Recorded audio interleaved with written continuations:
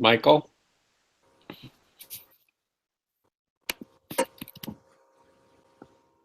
There you are. Can you hear me, Michael? I can. Good. See if Megan will come back.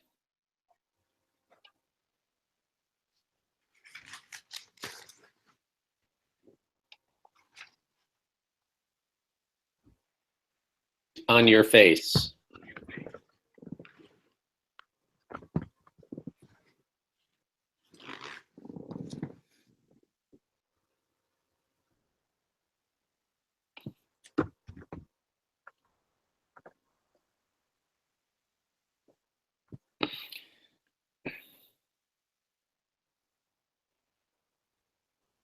We'll wait another minute or so. Really? Megan, are you here? Megan. Nothing. Oh, maybe it's fine now. Do what you need to do. Oh, something.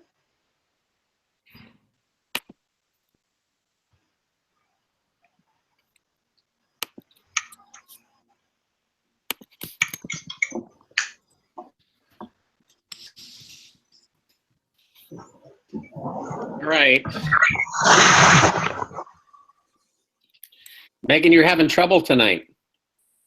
Yeah, I know. I generally use Firefox, and I guess Google Hangouts isn't supported on Firefox anymore. Pay attention to that, I guess. Oh, well.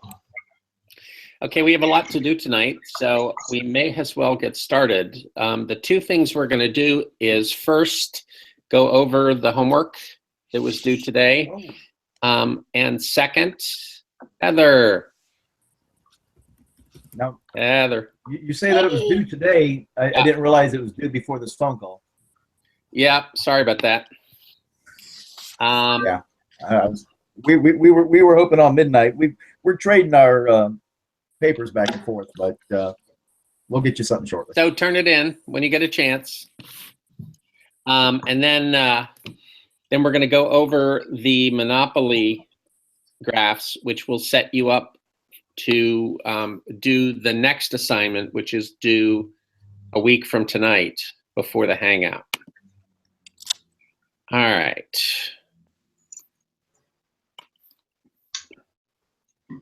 Heather, you're back to the couch.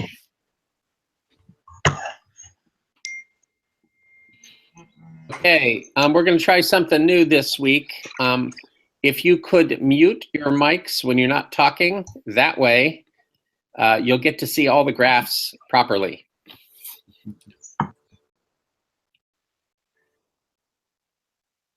Everybody but one.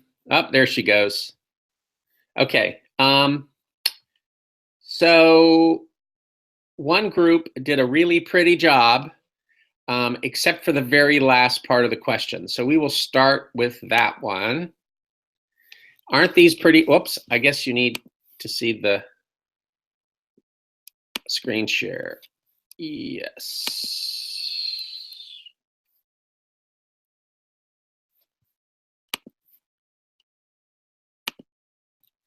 Can you see that?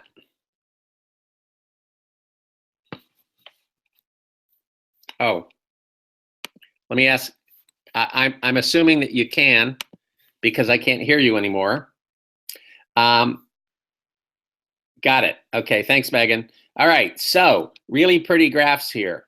When the problem begins, we have a market demand curve, a market supply curve, and the interaction of those two defines this equilibrium E1. What that says is the market price is about $4. That's right here. And because this is an example of perfect competition, when we look at the typical firm has a demand curve that is a horizontal line at that market price of $4. Okay, so what I like about this is the symmetry between the graphs. We have an E1 here, we have an E1 here. Okay, now the reason why this is the right quantity for the firm is because of the general rule for profit maximization, which is that if you want to maximize profits, you want to choose the quantity, the level of output, where marginal revenue equals marginal cost. In the case of perfect competition, there's a simpler version of that.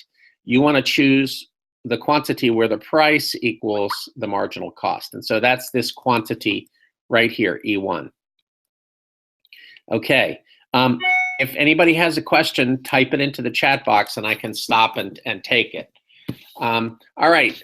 Then what happens is, let's see, let's go to graph 2. I see. There's an increase in demand for the product. Okay. We see this at the market level on the left-hand side graph. The demand curve shifts out to the right. And because there's higher demand, the market price increases, in this case, up to $5. So we go from a market equilibrium of little e1 to a market equilibrium of little e2. All right. The same thing is going to happen at the firm level. All right. We started at this equilibrium, and now all of a sudden the demand has increased. And so the profit maximizing response to an increase in demand is you want to produce more output. So we go from an output of about 10 to an output of about 11 here, using these numbers that are on the graph. Okay, so essentially what we're doing is we're moving up the marginal cost curve. Okay, then the third part of the graph is where the graph stays pretty, but the analysis is a little misleading, but let me show you anyway. Okay, what we do here in the next part is we draw in the average cost curve, because that's going to tell us whether we're making an actual profit or an actual loss. Okay, the marginal revenue equals marginal cost tells you that you're doing the best you can, that is maximizing your profits or minimizing your losses. But to actually find out whether you're making a profit or a loss, you need the average costs. And so that's what the next graph shows. Okay, we have a normal shaped average cost curve, which is a U shape. Notice that it intersects marginal cost at its minimum point. Okay, marginal cost always goes through average cost at its minimum point. Okay, now the way this graph is drawn, at the old level of output, which was a quantity of 10, what you can see is the firm is making 0 economic profits. In other words, they're just breaking even, okay? We can see that because the profit margin is the difference between price and average cost.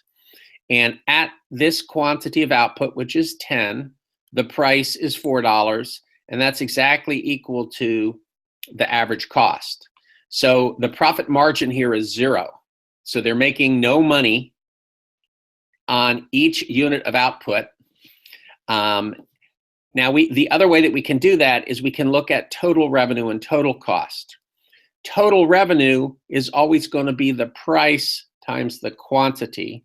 So total revenue is the area of this square that runs from the origin out to quantity 10 up to E1 over to the 4 on the vertical axis. Then looking at total cost, okay, total cost is going to be the average cost, which in this case is the same as the price, times the quantity, which gives us the same rectangle. Okay, so in this case, because total cost and total revenue are equal, the firm is just breaking even. Okay, now there is a really important point to make here, and that is the following. 0 economic profits does not mean 0 accounting profits. Because remember, when we look at economic profit, we're taking into account an average rate of return necessary to keep the firm in the industry. Okay, so 0 economic profits corresponds to an average accounting profit. Okay, so breaking even, what is labeled here the 0 profit point, doesn't mean you're not making money. It just means you're making whatever's necessary to keep you in the industry, keep you going. All right, oh, Kim. Hey, sorry.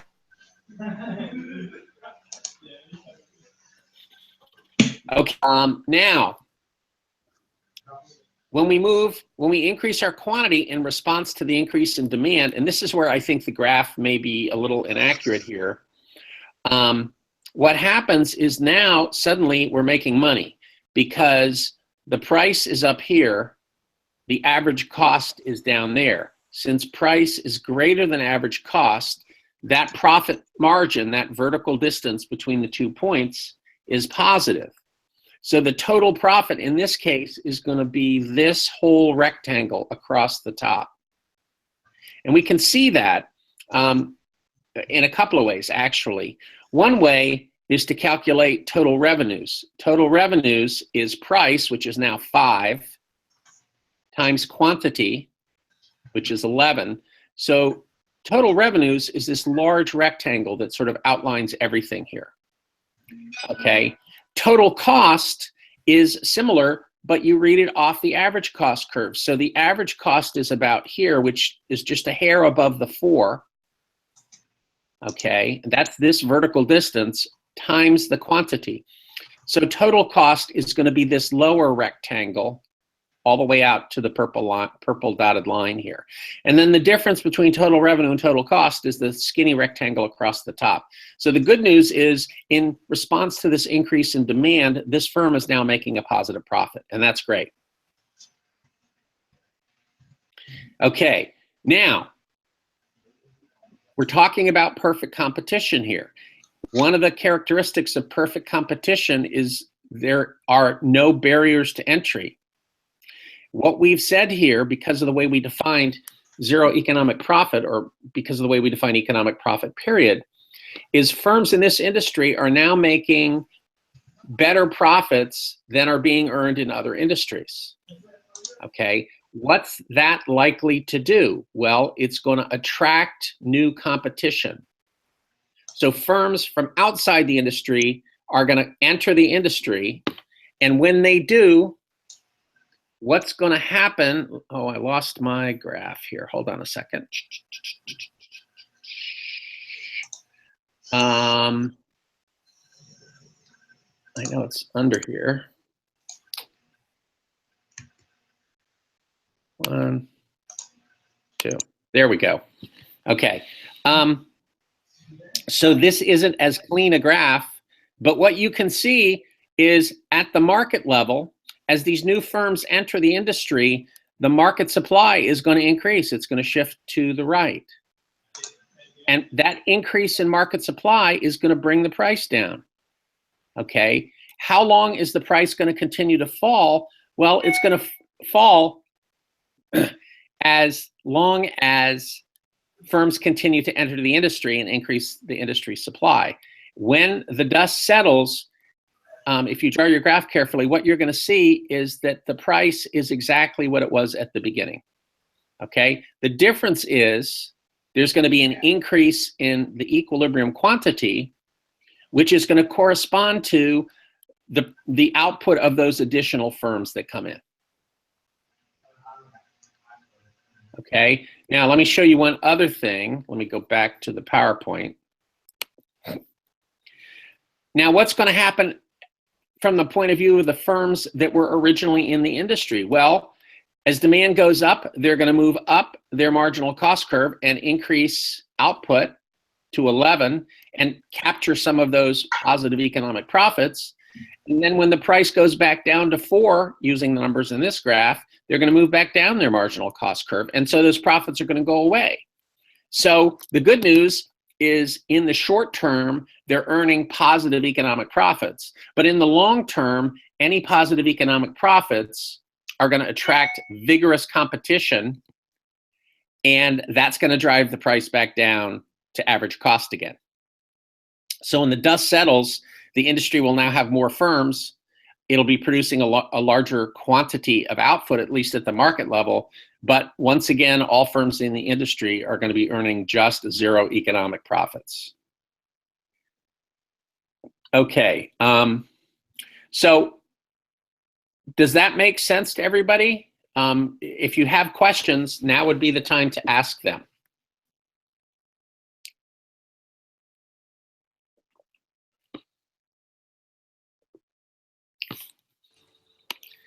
Okay, All sir, right, I've got a couple questions for you. Sure, absolutely. Okay. The idea of the competitive, the perfectly competitive market, I get it.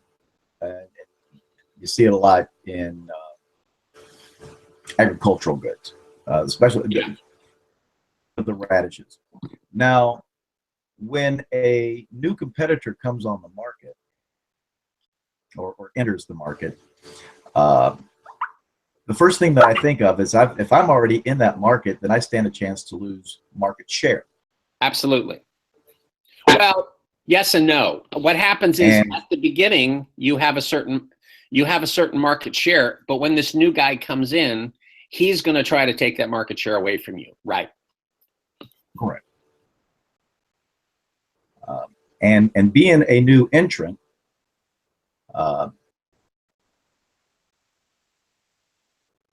like the strategy, the obvious strategy would be to, sell at a lower level. I think I might be confusing. You mean at a lower price? Or at a lower price? Yes, sir. I think I might be confusing the strategies for a retailer versus the producer, the manufacturer. Yeah. Yeah, that's possible. What's happening is a whole lot of stuff is happening at the same time. Okay, so as new firms come in and they start supplying additional supply, additional output, that additional output is going to cause prices across the industry to start to fall. And there's not really anything that the existing firms can do about that. What happens is as they see their output, as they see their market share shrinking, they're going to want a lower price to try to fight back. But at the end of the day, there's nothing they can do to prevent themselves from ending up basically back at E1 again. Because by definition, under the conditions of perfect competition, no firm has any market power. So they're basically passive here. There's not much they can actually do to influence anything. They can only influence their own behavior. Okay. All right. Now, life's going to get much more interesting when we start talking about firms that are not perfectly competitive, and that's starting this week. But go ahead. Okay, and that's fine. I was just going to say, right now, I'm probably going too deep, going deeper than what is necessary at this point.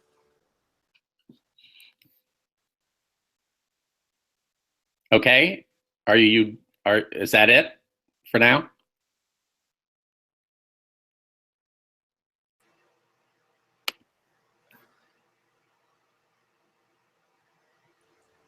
I'm good. Thank you.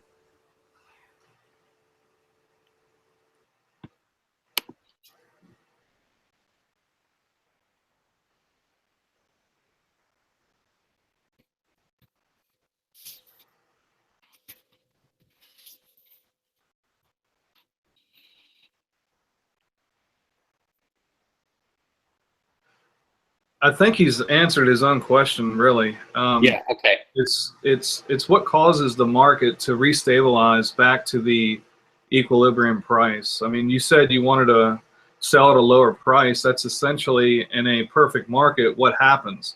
The more things that happen, the lower the prices keep getting dropped back to the equilibrium cost. And so your average cost provides the lower limit on how far the price can fall. Okay. Now we've made this a little more perfect and unrealistic than probably happens in the real world, because we've said no single firm has any cost advantage. They're all identical as far as that goes. Okay. I had said as much. I guess y'all didn't hear me, but yeah, I got it. I'm good. Okay. Good. All right. Now let's switch over to looking at what happens if you're not a perfectly competitive firm, we're going to tell the story in the context of monopoly, but every other market structure has a very similar story. So let me do that. All right, let's see, that's where that is. Let me go back to sharing my screen again. Whoops.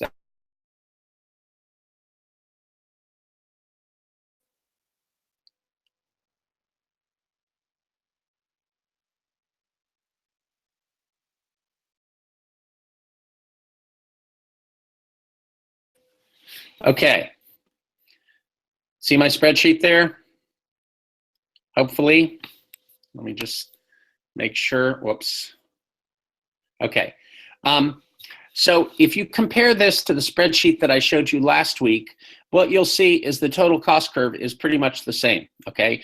As we go from one market structure to the next, the cost curves really don't change very much, all right? So what happens is as you increase your output, the total cost goes up at an increasing rate. Okay, the big difference here is, unlike perfect competition, which has a straight line total revenue curve, okay, with monopoly, you know, we always think of monopoly as being able to charge any price that they want to, which is true, but they also face a big constraint, and that is, if they want to sell even one more unit of output, they're going to have to lower their price because they have a downward sloping demand curve. Okay, in fact, with a monopoly, there is no difference between the market and the firm's demand curve. They are one and the same thing if there's only one supplier. Okay, so you have a situation where to increase quantity, you have to decrease price, which means that it's not obvious. Lower price tends to lower revenue, the higher quantity tends to raise revenue. So it could go either way. Now, this is kind of the typical shape. What happens is your total revenue first it increases, and then it flattens out, and then it decreases. If you kept producing, your total revenue would actually fall. Okay?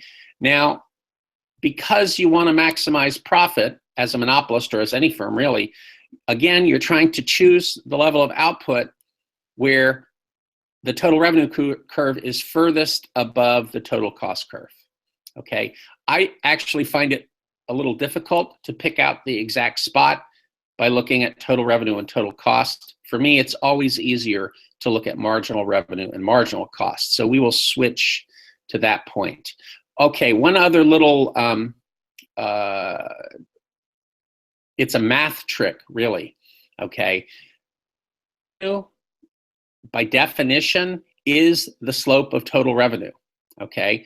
So what this says is, as you produce more units of output, the slope flattens out, which is to say that marginal revenue falls, always, okay? On the other hand, with marginal cost, because the slope of total cost increases the more you produce, marginal cost is going to increase. So with normal shaped total cost and total revenue curves, you get a downward sloping marginal revenue curve and an upward sloping marginal cost curve. And I've got that here. Okay, the blue line is our downward sloping marginal revenue curve. The red line is our upward sloping marginal cost curve.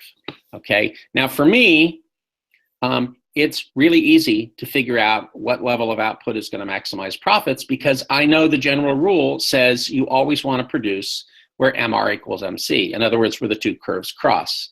That is right here, which is a level of output equal to 5. Okay, now 5 units of output, according to these curves, is the best we can do. But that doesn't tell us if we're making money or losing money. In order to figure that out, we need to draw in average cost. And so that's the next step here. I'm going to have to move this a little bit so I can find my tabs. Here we go. All right. So in this graph, I've actually put in a couple of things. One is the blue line here is the demand curve. The red line here is the marginal revenue curve. They are connected, Okay, they are literally connected at the first unit of output always. But to put it a little bit differently, the points on the demand curve are price and quantity. And if you multiply price times quantity, you get total revenue. And so the demand curve literally gives us the information that allows us to figure out what the marginal revenue curve is. So they are mathematically related here. The green line is our marginal cost curve, and the purple line right here is our average cost curve. Okay, so the first question with this graph is, how much output do you want to produce? The answer is always where MR equals MC. This is the same graph that we showed before, so it's going to be right here. This defines the best quantity. You can drop that down here to 5. Now, let's look at the profit margin. The profit margin is always the difference between price and average cost at the quantity where you're operating. How do we figure out the price from the quantity? Simple. We go up to the demand curve and read the price off to the left. Okay? Think about what a demand curve shows. It shows at any given quantity, what's the maximum price that consumers will buy. Okay? Or sorry, that consumers will pay. So it looks like about, I don't know, 800 and something here. But what's more important is at the same quantity of output of 5, the average cost is down here, which looks like it's under 500. The price is maybe 800. And since price is above average cost, that means this monopoly is making a positive economic profit. Okay, so the average profit, the profit margin, is this vertical distance here. And then the total profit would be to multiply times the quantity, and you would get a slim rectangle across the top, just like we did in the problem before. Okay. Any questions about that?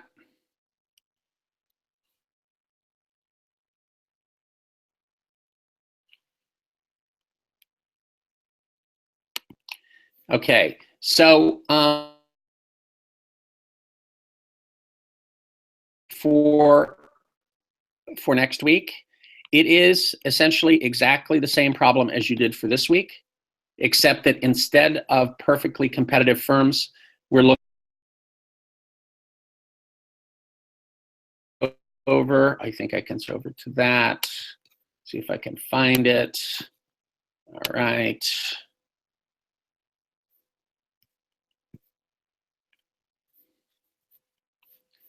Let me share my screen again. Get rid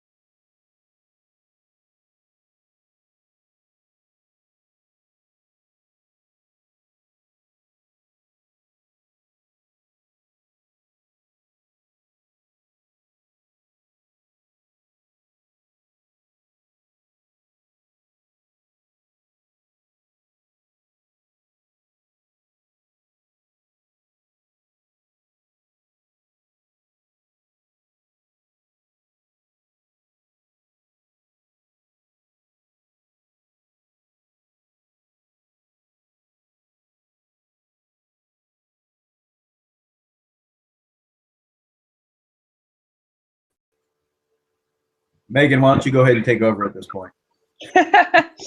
I'm a little tired. I can't even keep my own life straight. There's no way I can keep econs.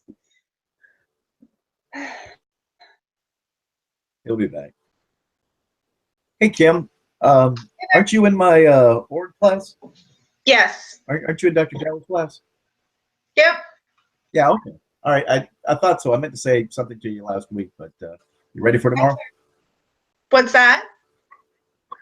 I said, are you ready for tomorrow? Probably not. Are you? Yeah, I've got a good group of guys that they know what they're doing with the blog. So. Oh, that's great. That's great. Yeah. No, we got the work done, and we're just, I don't know, not very creative, I guess. I will say. I will tell you, there's a website called Weebly, Weebly, and it's very intuitive. Okay. I was able to do it. So you might want to go take a look at it. It's easy to set up the blog. All right. Thank you. You're welcome.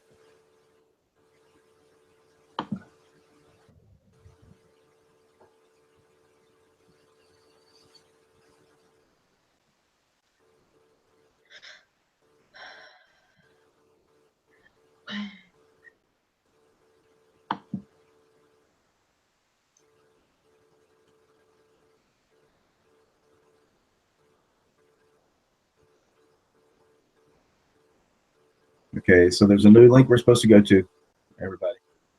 He just tweeted a new link. Okay. Okay.